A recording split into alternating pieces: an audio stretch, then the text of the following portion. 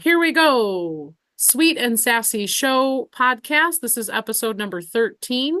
Today we are talking about finding your core identity and acting with intention, letting go of your expectations as an entrepreneur and a parent. So this may hit a few different places and give you some definitely talk about these topics and actionable items to share for people in entrepreneurship, women in entrepreneurship, particularly like Molly and I left the corporate world and shifted into entrepreneurship. So yeah, helpful information for entrepreneurs and also people that may be parents and significant others, or also being a provider. You can still have that balance of being a provider and a parent and still love and take care of yourself as well. I have with me the lovely Molly Lowe, LinkedIn business coach and queen. Go ahead and give yourself a little introduction. Hello, all. Yes, yes, yes. Molly Lowe, LinkedIn business coach, and I am here to help you to optimize and monetize your LinkedIn presence. So, what does that mean? It's one thing to have a presence on LinkedIn, which I think everybody does nowadays, right? It's a whole nother ball game to understand how to find, attract, and convert your ideal clients. And so, I help you to turn your LinkedIn presence into something that is a lead generator for you to find clients and to grow your coaching business. And to attract who you want into your life and however it is Amen. that you want to show up. That's right. Talked about that. So the first kind of thought or concept I came up with is how do you want to show up each day? For quite some time in the beginning of my entrepreneurial journey, I was taught by my first effort in coaching to go through what was called clarity of self. And so I've actually stuck by that. It's looking at your values and, it really hasn't changed for me, is my point. I learned that I wanted to show up as joyful, focused, and present. And that means being intentional with what you do for yourself as a parent, your children, as a business owner, and balancing all of that mind, body, and spirit with being a provider and a parent. So yeah, you have to do what you can each day to stay focused and on track with that. But it was actually interesting, and this kind of aligns is the only reason I'm bringing it up. I was at a networking meeting today. Just figured I'd share it because it just came up. Um, Looking at someone that she asked the question for the networking group, who do you admire? And it was a very interesting exercise to talk about three reasons why. And I talked about someone that I admire, and the person that I admire has been doing a really great job not giving an F about what anyone else thinks about them or about anything other than aligning with only what they want since they were at a very young age. I only started to think that way about 2 years ago. It would have been nice to think that way a long time ago, but you learn what you learn when the time is right for you to shift in your life. But that feature, if you will, not giving an F about other people is something I greatly admire because it still comes up here and there that I go back to people pleasing or I go back to, a slight victim mentality. And I know that's not the direction I want to go. It's the best thing ever when you only do what is best for you as often as possible. Then you make great decisions for yourself, your children, your family, your business, your life. So it's a huge quality that I admire. Being confident and 100% self-accountable. When I learned to do that, um, I became a completely different person and brought out the identity of the person I was that I had lost as well. And then the third piece is having fun. That goes with my clarity of self. Being able to have fun, being able to laugh, to being able to be joyful and focused and present is something I had lost for a very long time. I didn't realize I had lost who I was. So regaining those things back. So the interesting part of the exercise is seeing that in other people. What she said is that those are the qualities you actually hold yourself. So you can't necessarily admire those types of things if it's not pieces of you that you already represent.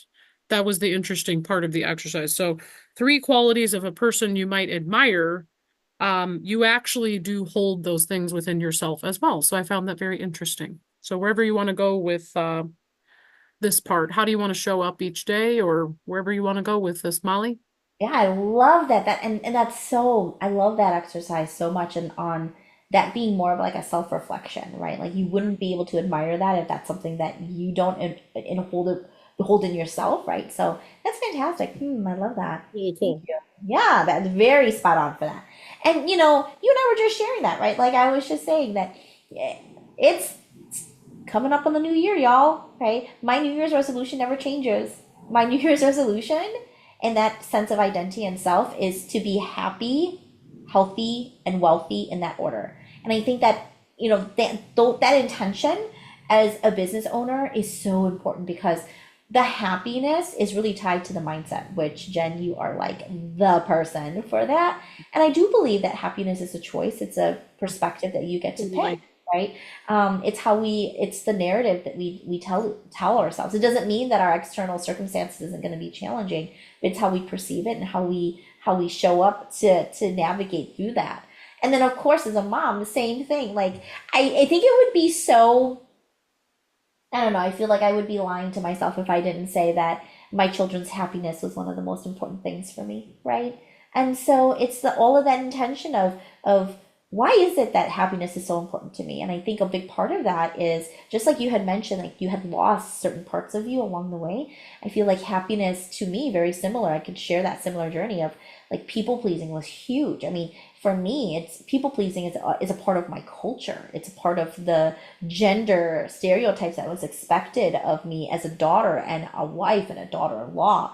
And so combating that is can be very challenging. So happiness really is a choice for me. It's that intention of how do I want to show up in my business every day? How do I want to show up with my clients every day? How do I want to exude that happiness? And just as you said, positive intention is everything. So really thinking about that intention of how do I want to navigate this specific situation, or how do I want to make sense of that in my mind? So Yeah. yeah. I guess to go along with that, besides the exercise as like an action item, is just in the moment, you have to reflect, like you said, to go back to that. Am I showing up as, I like this question actually. Am I showing up as the greatest version of myself, or what would your higher self be saying or thinking about what you're doing right now? Mhm. That's a powerful question. In the moment, I know that I'm not always handling my children the way that I want to show up. I still yell more often than I'd like. I do the best that I can, and that kind of goes into this next one, but that's a really powerful question. Maybe it doesn't happen in the moment. Maybe it's like journaling at the end of the day or your day that you start with your intention of how you want to show up each day, whatever works for you. Some people do these things in the morning, some people do it at night. But that alone, if it's in the moment or maybe in a journaling situation, asking yourself, what would my higher self be saying or thinking about what I'm doing right now? Does, Absolutely. does this align with my values, my goals, my mission, and my vision? Probably not. And then not beating yourself up about it. So that's kind of the next piece. It's kind of my own little quote. I did look it up one day. There is a quote out there by somebody that's very similar, but either way, wherever you are is exactly where you're supposed to be. We can talk about this, personally and professionally. The journey shifts, the journey evolves. It is not linear. Forward progress has its ups and downs. And basically, being okay with it, being okay with the fact that things don't go the way that you expect them to, having that expectation, all right? So letting go of the expectation and not being hard on yourself about it. You can say, it's taken me longer than I'd like to get where I am in my business, but then you look back at it and say, well, look how far I've come. You've done A, B, and C, looking at your successes. Or, getting frustrated or beating yourself up about, for me, my marriage, my life, my family situation didn't go the way I expected it to. But I did the best that I could at the time. Um, I did the best that I could with everything, I was resourceful. I didn't just sit there and do nothing. I tried this, I tried that, I tried A, B, and C. Look at all the things you did. And it's okay if it doesn't work out, whether that's your business or personally or professionally. It's okay if it doesn't work out because, again, you always look at everything as a lesson learned and then you choose later to take a different action. So, yeah, not beating yourself up about it. I bring this up all the time, having love and compassion for yourself, actually having love and compassion that the things that have caused you hardship. So, like, I have a chronic issues with my back, a digestive disease. Instead of those things holding me back, I had to choose to say that I'm grateful for those things and have gratitude for them, have gratitude for what I went through with my marriage and all of that, because I wouldn't be who I am today without any of those things. So having gratitude and love and compassion for yourself instead of being really, really freaking hard on yourself, because perfectionism really doesn't get you anywhere. I never realized until about 6 months ago how much of a perfectionist tendencies that I had. So yeah, don't freaking beat yourself up about it. It's okay, and have love and compassion for yourself instead. Beautifully said. I think, I'll add a different spin on that. I think as you were saying that, I resonate with that so much because I think for me, what is the hardest part about being exactly where I am and celebrating that is that I think so much of us are so goal driven. And so, right. And we live in a world where instant gratification has been completely monetized, right? Like, thank you, Amazon Prime, for making my instant gratification that much worse, right? And so, yeah, 100%. But really, it's in the journey. Because I always find, to your point of perfectionism, I wouldn't necessarily consider myself a perfectionist, but I'm definitely an overachiever. I've always been that extra credit person. Like, that's just me. And I've seen that show up in business as well as being a mom as well. Of like, yesterday my son said, "Mom, I have an opportunity to do extra credit in science. Should I do it?" I was like, "What do you mean? Yes, you should do it. It's extra credit, right?" But it really is. It's tough when you're an overachiever perfectionist because I always feel like our finish line is always moving, right? So as soon as we like creeping up to it, we're like, "Oh, no, no, no, but it's actually over here."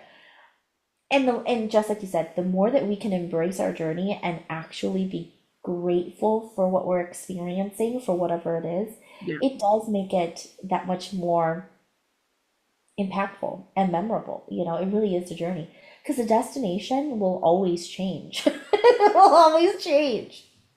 And maybe the mission stays the same though, even though it evolves and changes and grows Yeah. and how you're doing it, I guess. So for me too, I've recently scaled back on some things. I said no to other commitments. And also just said I'm just gonna do what I'm doing right now and do it really well. Instead of that shiny object syndrome we talked about before we got on, some people have that. There's a few different ways I want to go with some things, but I just am like, you know what? Just do what you're doing now. You don't need, I took on a lot. I had to actually say no to some things, stop some things, and just say do A, B, and C and do it really well. And then when I went through stressful situations too, whether that was business or personal, I decided, okay, this is just a reminder to pour more into myself. You're still not pouring enough into yourself. I do this, I do that. It was just some of those ups and downs, I think, are a good reminder to reflect back on your clarity of self, how you want to show up, your intention, and are you really doing that? And then where's the missing piece? I decided, okay, yeah, this is really stressful. I can get through this or that, but what's the story? What's the lesson? I'm like, you're still not pouring enough into yourself, and this is a wake-up call. So I've decided to just do what I'm doing, do it as well as I can, pour more into me to take better care of me, do better as a mother, and just do what I'm doing. Because I realized between everything I've been dealing with that I was just trying to survive for so long that I'm still not used to just being able to focus on me and do what I'm doing and do all of those things. Still pieces of me will shift back into survival mode very easily. So, yeah, just being okay with where you're at, enjoying the journey, being grateful for the process, trusting the process, very much so. Absolutely. You're doing the best you can with the information you have at the time you have it. So we talked about, kind of already touched on this, but making the best decisions you can in the moment, whether that be your family or your business. Um, why don't you lead with this one if you don't mind? Yeah. Decision making, because I've got a couple ideas. So yeah, why don't you kind of lead with this one? Yeah. So, what came up for me when you said that was you don't know what you don't know. Aha, that's my favorite Right? line. Yeah. Yeah. And so if you are expecting, and I think that there's this, I mean, I don't think everybody thinks this way, but maybe somebody is super extreme where I want to make an informed decision, right? But you only know what you know. Like you don't know what you don't know. You only know what you know. So at the same time, I love what you said about how you just got to make those decisions in the moment. And if you can embrace the fact that there is no such a thing as a wrong decision, right? Then you can just continue to learn and grow from it. So, as much as you want to make informed decisions, I think that's the intention. I mean, we were to just start connecting the dots full circle to what we're talking about is that intention. If your intention is to make a decision based off of what the information you have available, then it goes right back to the grace, the compassion that you need to give to yourself to say, yeah, now some decisions are expensive lessons that you learn, right? But at the end of the day, you had to be where you are on this journey exactly where you needed to be. So, informed decisions are informed based off of the information you know, and don't beat yourself up about it because you didn't know what you didn't know. So that's all I'll say. Yes, yes, it really all together with what we're talking about comes full circle. I thought about being resourceful and the fact that like, okay, when my kids were younger, I looked into other, we'll say books or parenting videos to learn how to deal with a toddler, right? 2, 3, 4 years old, you're a new parent, whatever. Now my kids are 9 and almost 8. We've had some things in our lives, whatever. I was like, okay, it's time to ask for more help. It's time to be more resourceful. I need to just, YouTube is right there. You can ask YouTube a specific question. How do I deal with A, B, or C with my child? And you're going to find answers one way or another. So being resourceful, maybe if it's a business aspect, you don't spend too much time wasting time and energy researching, ruminating, whatever. Really, when it comes to business, actually, my best advice with that is like, don't waste a lot of time and energy trying to figure crap out on your own. Just go to the people that know those things. So, for example, I helped my former business coach, friend, mentor, and now business partner finally publish his book. We published a hardcover and a ebook. We didn't know what the hell we were doing. I said, "Yeah, I'll figure that out."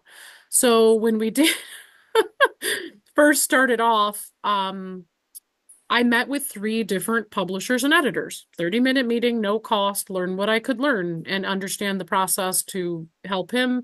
And then, eventually hire somebody else for maybe one of the pieces if it's something I couldn't do. So you gather the information, you choose to do what you want with that information and make the best decision with the information that you have. Okay, I can do all of this, but we're going to have to hire one other person for this piece, whatever. So yeah, don't spend too much time researching. Go straight to the people. Don't figure shit out on your own. And then say, okay, I have this information. I'm either going to hire this person, I'm going to implement what they taught me, or I'm going to do this on my own or whatever. So that touches on a little bit of both, I guess. Anything else you'd like to add with making the best decisions in the moment? And I think of course, like when you think about this, regardless if it's business or life, making quick decisions is the way to go because if you if it's delayed too long, that's where for me, I'm like, oh, I wish I would have done it sooner, right? I mean, we all say that. I wish I would have made this decision sooner, but again, in the heat of the moment, I think you only know what you know. So making those quick decisions is really important for sure. I guess I'll just give like one quick action item. And again, maybe I've mentioned it before, but um, I'll put it this way. In my personal life, I made very big decisions in the past couple months. And then I had a day where, because of a particular situation, I was like, okay, was that the right decision? So what I did is I just sat with it for a bit and I just weigh the costs and the benefits, and then I check my intuition. Now, there are in certain cases I can do this quickly, and the sooner, faster you make better decisions, the more you get where you're wanting to go towards the goal or the mission or the vision. But this one I sat with for a while. I chose to not be in an emotional state of mind. I said, okay, cut that off right there. I'm going to go just do this. I'm going to go do that. I'm just going to set it aside. Don't be angry, emotional, whatever. And I'm just going to sit with this for a bit. So sometimes you can make a rational, logical decision within 30 seconds. Sometimes you've got to get out of the emotion and you can, decide that, okay, I'm emotional right now. I can't make that decision in this emotional state. And if you can go do whatever else for now and come back to it, but essentially, in the moment, the sooner and faster, the better. But yeah, I just sat with it for a while. I sat with it for about 24 hours before I came to a conclusion, and that's okay. I actually made a really hard decision at the moment, and I said, okay, I'm not going to see this person today, even though I was supposed to. I was disappointed, blah, blah, blah. And I made that decision. I'm like, okay, this isn't going to work today. I'm going to just cut that right off. That was hard for me to do. Normally, I wouldn't do that. Normally, I would do what felt better, was more comfortable. And then I sat with it for about 24 hours. I don't want to make a big decision in an emotional state. And so, um, I weighed my benefits and risks and checked my intuition. And that's another way to be able to be okay with the decisions that you make. And again, I guess the best piece is don't make big decisions in an emotional state. I love that. I love that so much. And you know what, Jen? You making a decision within 24 hours is actually a lot quicker than people waiting years to make a decision about something. And that took a lot So of really fast. skill. Yeah, that took a lot of skills and tools and awareness and reflection to learn these types of things. 2 years ago, I might have dwelled on that for 2 or 3 days or longer and not made the Exactly. decision, Yep. whatever it may be. So yeah, that's really what I have learned to do, and now I get to share with other people in my coaching. So mindful mastery coaching is really what it's all about, not letting your past or current circumstances to define your reality and be able to make informed, empowered, and aligned decisions sooner, faster, and more often to live the life you want. So this is episode 13. Thank you, Molly, for being here. I hope that we've provided a ton of value to our guests. And then the next episode will be out by the second Friday of December. And we appreciate you checking us out. So please subscribe to the YouTube channel, connect with Molly Lowe also on YouTube, and connect with us across all of our socials. So thank you for checking us out today.